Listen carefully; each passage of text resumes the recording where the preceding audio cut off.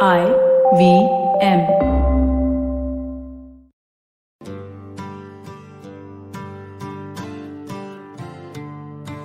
I want to tell you a story from my life. I lived in Bangalore through my early 20s. Bangalore is where I first spread my wings, where I loved, lost, experimented, learned, created, laughed, and cried, as so many Indians of my generation do with their first taste of freedom away from home. A big part of my story in Bangalore is about travel. It was incredibly exhilarating to be able to go wherever I wanted, whenever I wanted. I traveled mostly solo to a whole bunch of historical sites across Karnataka, all of which gave me a deep love and a fascination for the Deccan and its forgotten stories and peoples. I visited the great site of Shravanabelagola near Bangalore quite a few times and climbed up the great rock hill to see the colossal monolithic statue of Gomateshwara Bahubali, a Jain deity believed to be the son of Bharata, the first teacher or Tirthankara, ford maker in the Jain tradition. On one of those visits, I saw something that shook me profoundly. It was a hot day and I was wearing one of my trademark kurta and jean outfits. I was with a bunch of friends of different age groups, and us younger ones had decided to make the trek up despite the heat. It was a sacred year to Jains and there were crowds everywhere, mostly North and West Indians with a few from coastal Karnataka. Children were slurping on cool drinks, families were taking turns to wash their belongings as they used the washrooms, vendors were doing a brisk business in snacks and souvenirs. Posters plastered with the shallow smiles and cold eyes of politicians watched the human humdrum insincerely. We began to walk up ancient steps cut into the hill. They were steep and the sun was merciless. It wasn't long before we were sweating, but a dry breeze kept us afloat. We paused every now and then, stepping off the stairs onto the rock surface so other pilgrims could keep climbing. We could see at the bottom of the hill humdrum temples and monasteries, a babbling marketplace, a little pond. And we got ready to keep climbing. And then I saw a person descending the hill, carrying a little bronze pot of water in one hand, carefully finding footholds on the steep steps. He was a tall man, his head hairless, and he was naked. He didn't really notice any of us. He was focused only on getting down the hill after apparently worshipping at the shrine on top. He got closer and closer, and I caught a glimpse of sorrowful eyes in a soft face.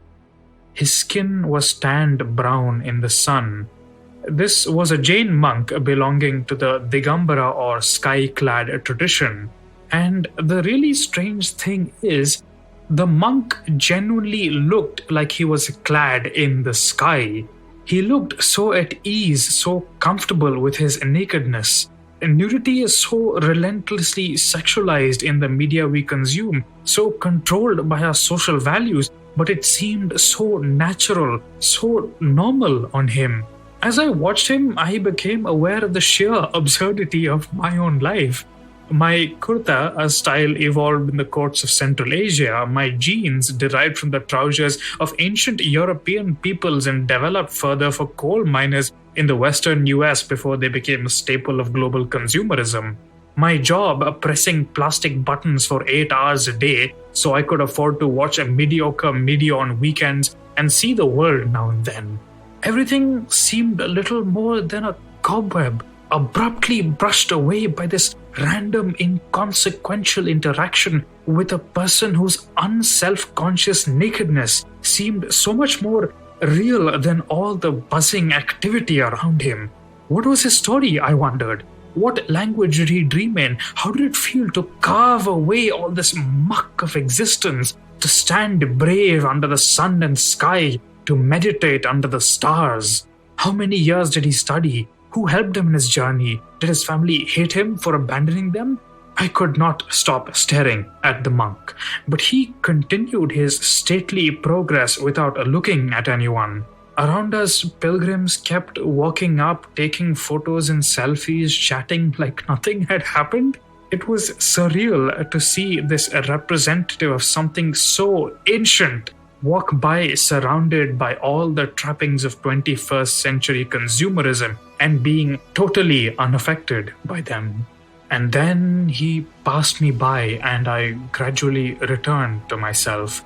But I never forgot that feeling, that sudden untethering from what I thought was real and a glimpse of something so vast, so meaningless, so awe-inspiring in its ability to make me feel tiny. When I reached the top of the hill and looked at more statues of naked Jain elders, when I saw architectural styles from many centuries that had accreted onto the temple, I was most impressed by Jainism and its history.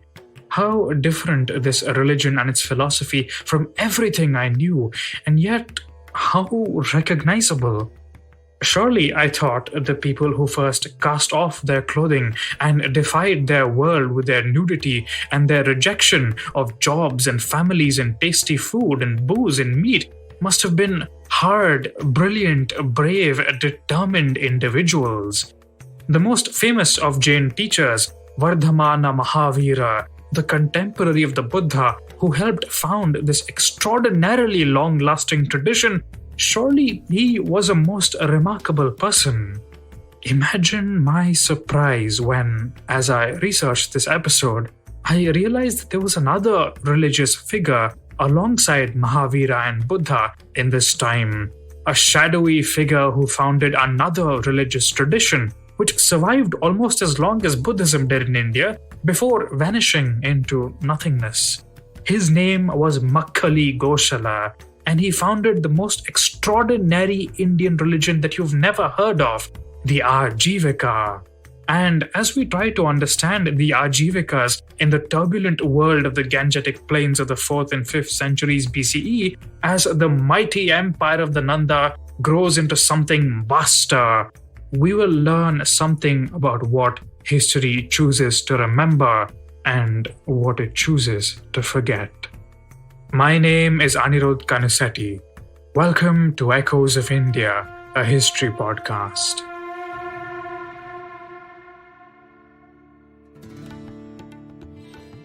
We tend to think about India and especially religions in India as totally unchanging, no matter how much evidence there is to challenge that. Do one search for any major Indian religious tradition and you'll find a bajillion blog posts online claiming that XYZ religion is anything from 5,000 to 5 billion years old, claiming it's the most liberal or the most traditional religion, the most glorious or the most persecuted religion, the OG, the granddaddy of all ideas, containing information on general relativity and Hawking radiation, and that it never changed ever except due to greedy evil persecutors, blah blah. All of this is absolute snake oil, of course. We've seen through this season of Echoes how many philosophical ideas were advanced by Indian elites early in the subcontinent's history, many of them responding to or appropriating from more prevalent local beliefs and shaped always by elite ambitions, convictions, and ideas of prestige and power. All of these are rooted in particular ways of organizing and thinking about society and ethics, which are in turn based on economic systems and the control of resources. For example, Siddhartha Gautama was able to leave his home because his family were well off enough that they could survive without him. He was able to participate in an eclectic intellectual culture in which many ascetic groups took part, developing a social philosophy that sought to address the inequalities and discrimination of his time that resulted from the domination of the military aristocracy and the religious prestige and economic power accorded to Brahmins. Buddha was able to spread and normalize his ideas by tapping into elite networks which his high birth connected him to. With all these variables constantly shifting in great tides across space and time, of course, every Indian religion has undergone changes over the last 2,500 years. Many have risen, spread, and died in this time. Even Buddhism itself, for example, exists in India primarily due to Tibetan exiles and the modernizing interpretation of the Buddha presented by the great Dalit scholar and reformer Bhimrao Ambedkar in the 20th century. Buddhism could be reborn that way because its scriptures have survived to the present in other parts of the world and were then brought back to India.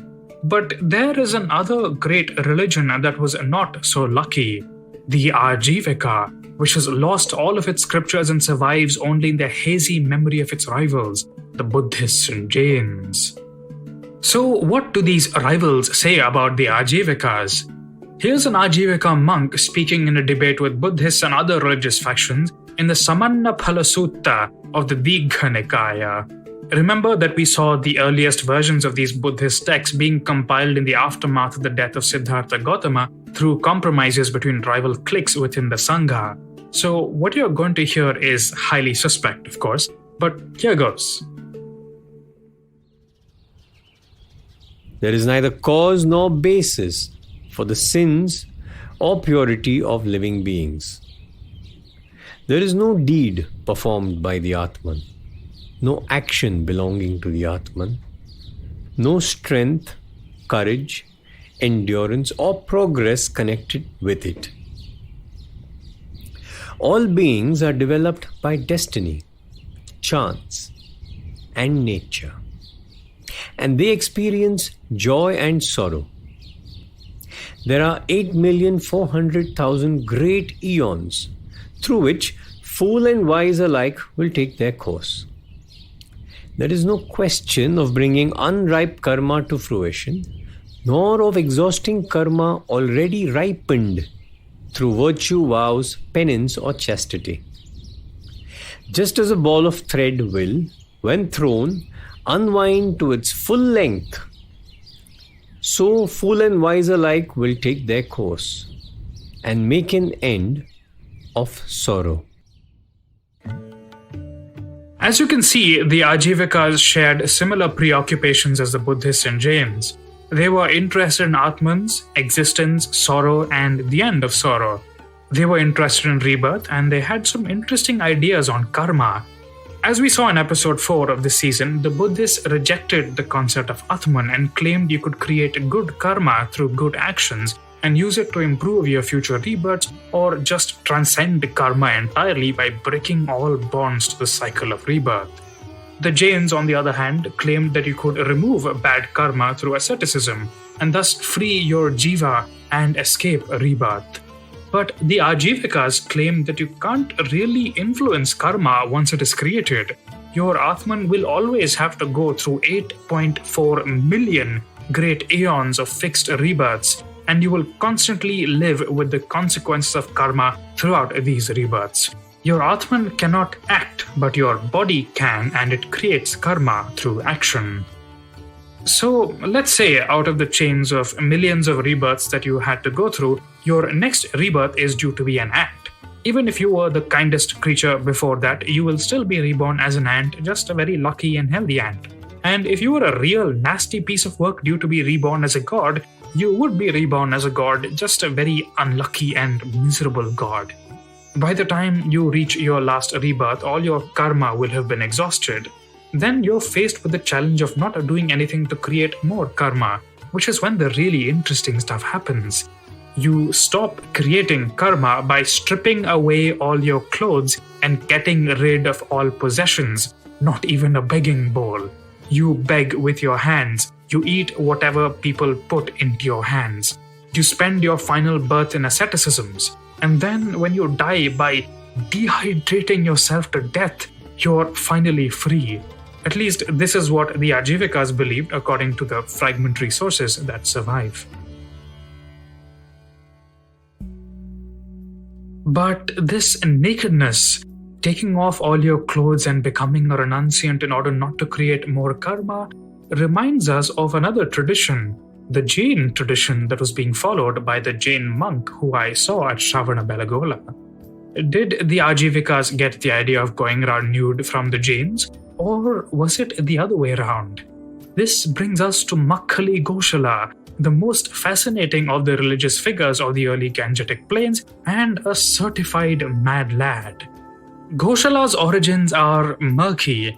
You see, unlike Siddhartha Gautama and the Jain teacher Mahavira, Goshala doesn't seem to have been a hoity-toity aristocrat with a savior complex. Rather, he was born to a poor family, supposedly in a cowshed or goshala. And apparently he was also a slave. At one point he was walking with a heavy pot of oil and his owner yelled at him, "Makkhali, don't stumble." And that became his name. At least that's what the Jain texts tell us because they loathed poor Goshala. The reasons for that are messy, but this is the mainstream Jain version. The man who would later be known as Mahavira was born to a Kshatriya family, who were followers of the Jain teacher Parshva, whom the Jain nun Shravati mentioned in episode 4 of this season. Parshva's ascetic followers wore white robes, though his lay followers did not. That's an important debate, remember it. The future Mahavira's parents died young, and our young hero decided to set out to become a Jain monk. Along the way, he happened to run into the low-born Makkhali Goshala, who made a living from what the Jain texts call hand play with picture boards, so maybe he was an entertainer of some sort. Goshala insisted on following him around and wanted to become his disciple. Like many would-be ascetics in the early Gangetic Plains, the future Mahavira went to Rajagaha, then capital of Magadha, which we visited in episode 7 of this season. Goshala was so desperate to become our hero's disciple that he renounced clothing. Soon after, our hero also decided to become a serious ascetic and give up his clothing, and he and Goshala nakedly wandered around for 6 years.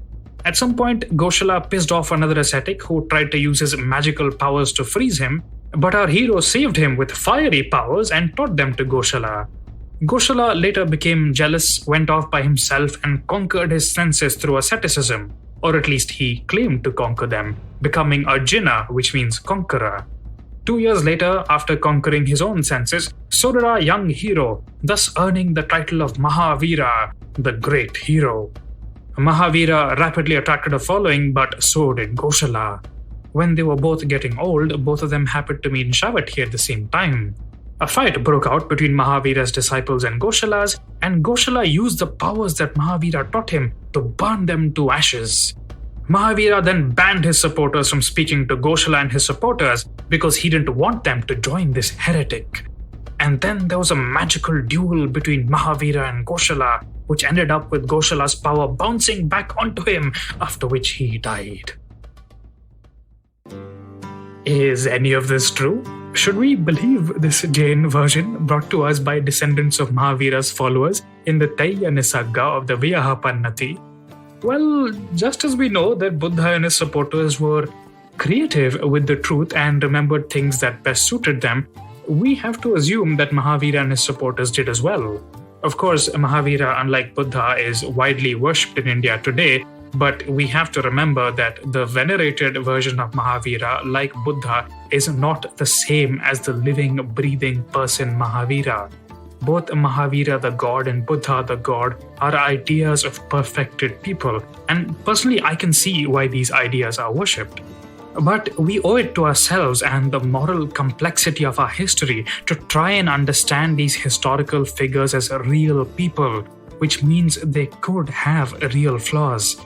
I hope that's okay.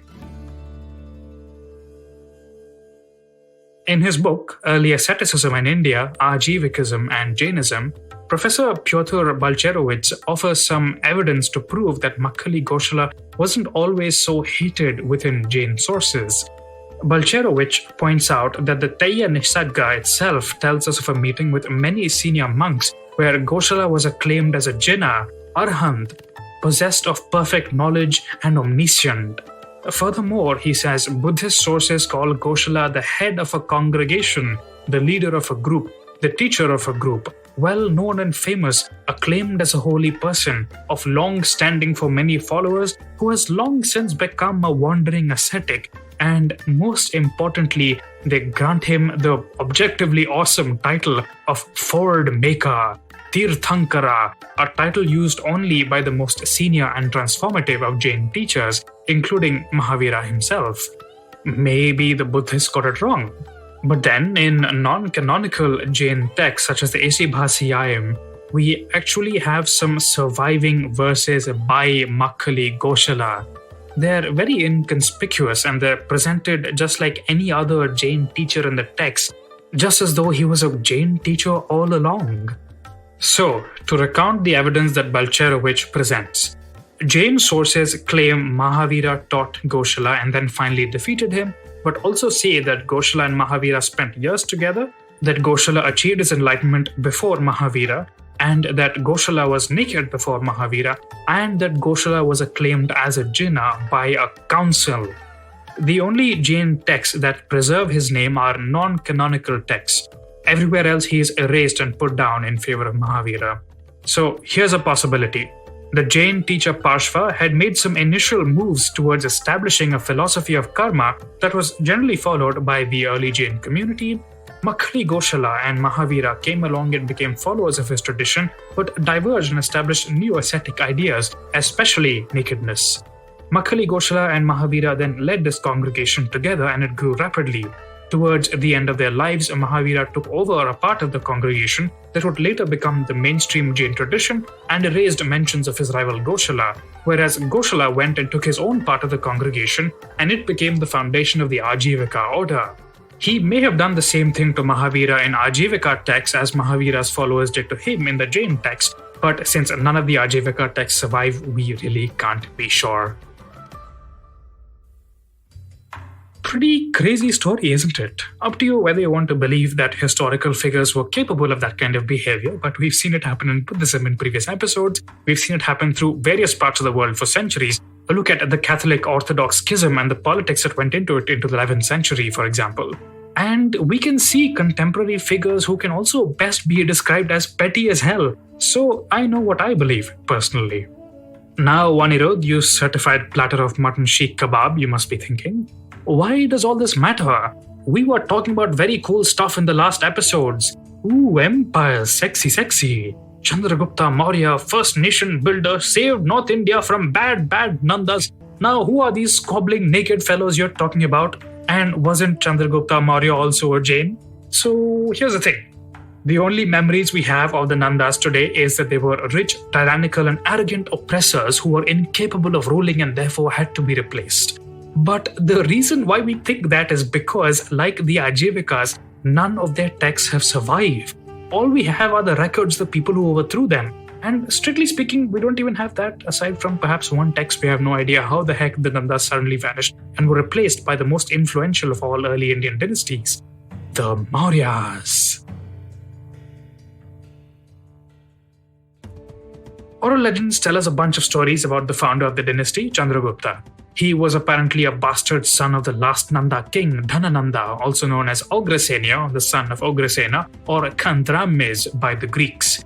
Chandragupta did something stupid in court and was exiled. He tried to rebel, advanced on Pataliputra, and got whooped. One version of the story claims that when he was in hiding, he saw a woman scolding her child for trying to eat her food at the center, where it was hottest. This gave Chandragupta the idea of eating up his father's empire from the peripheries, and that worked.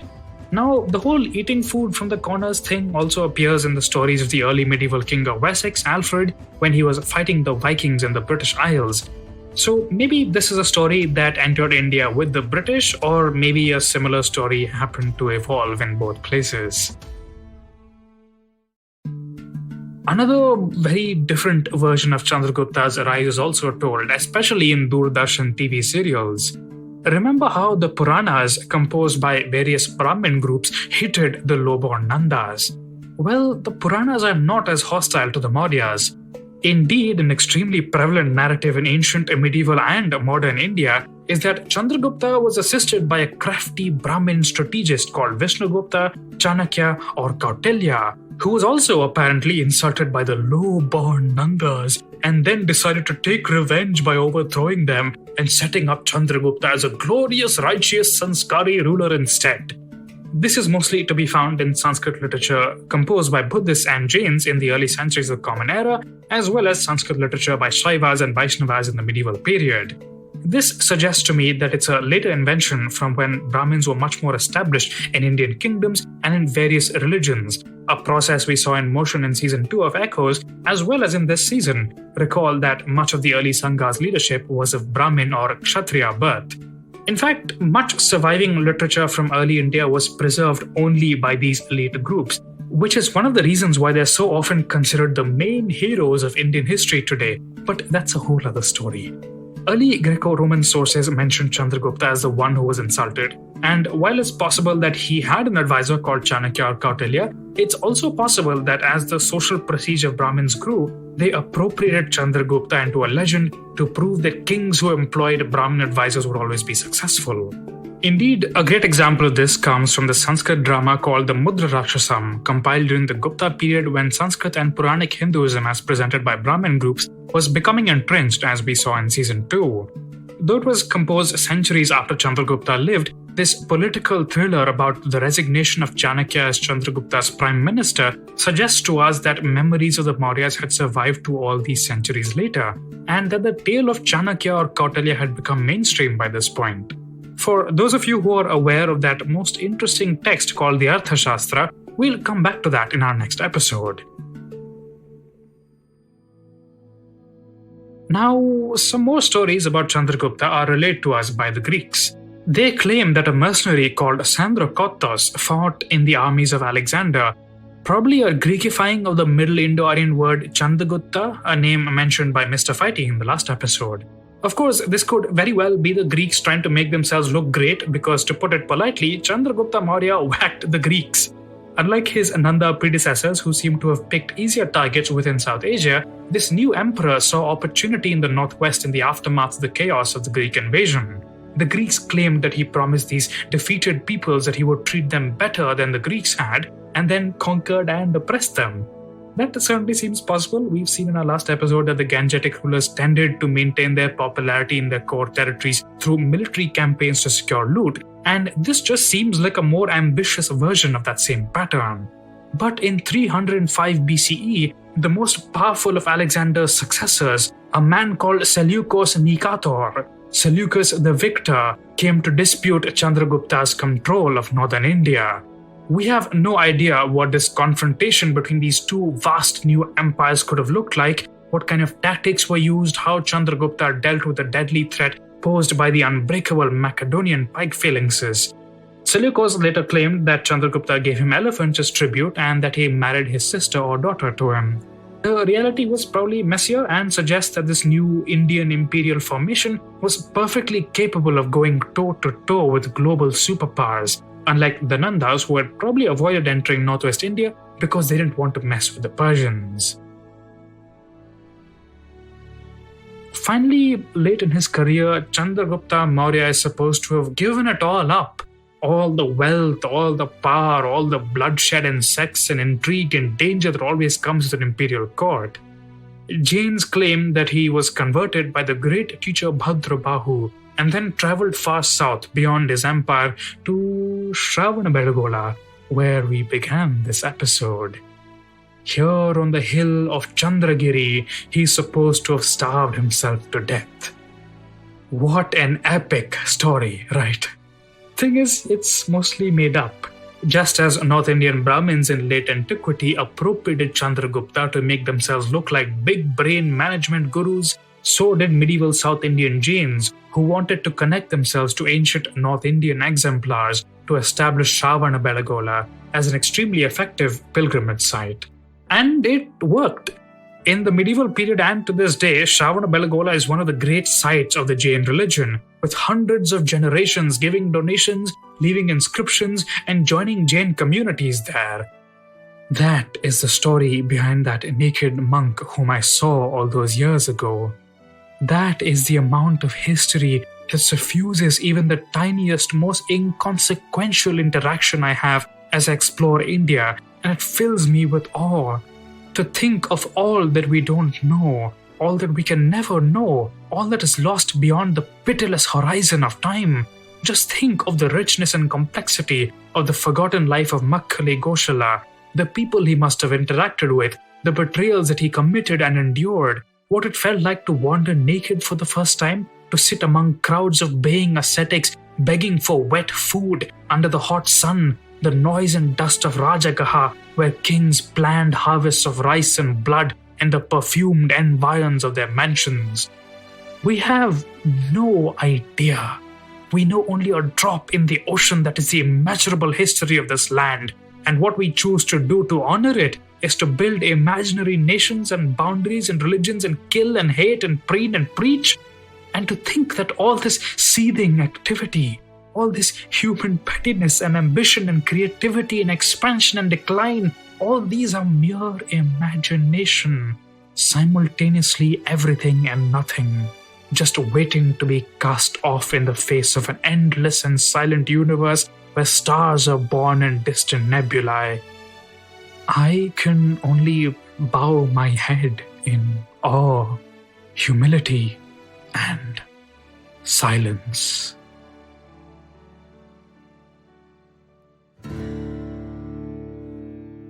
I have no outro today. Just think about the wonder of your star-forged body on the most unlikely of planets in the most unlikely of galaxies, hurtling through endless space. And of course, thank you Srivatsa Gundala, Bharat Gudihal, Sneha Gantla, and Jatin Narde for joining me on this incredible journey. I'll see you next week for our season finale.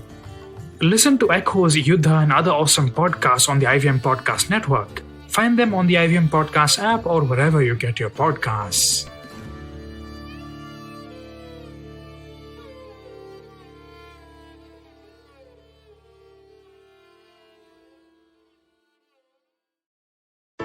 Hey everybody, it's been a great week on the IVM Podcast Network. On Filter Coffee Podcast, Karthik speaks to Vishnuvardhan, director of Shersha, about his experience while creating a real-life version of Captain Vikram Batra. I'd like to make a quick announcement. After 2 successful seasons, the Empowering Podcast is returning with a makeover, presenting the Life Manifesto with Zarina Poonawala. Tune in every Monday to be a better version of yourself. This time it's about a battle in the sky on the last brand standing, Jet Airways versus Indigo. Anupam and Ambi tell us what led to the downfall of Jet Airways and the rise of Indigo. On Khel Niti, Rajiv Mishra, Sabha Karim and Rajkumar Sharma celebrate India's second historical win at the Oval in their test match against England. With our hosts Tony, Chuck, Naren and Shriketh on Simplified, find out what the Indian government's latest direct cash transfer program is all about. And on Echoes of India, Anirudh explores the Indian campaigns of Alexander the Great and the rise and falls of the First Gangetic Empire. Do follow us on social media. We're IVM Podcast on Twitter, Facebook, Instagram, and LinkedIn. And remember, if you're enjoying this show or any of the shows on the IVM network for that matter, please do tell a friend. We really appreciate that. And finally, I'd like to thank the sponsors on the network this week, Fiat Cred, Bank of Baroda, Quarter, and CoinSwitch Kuber. We really do appreciate the support.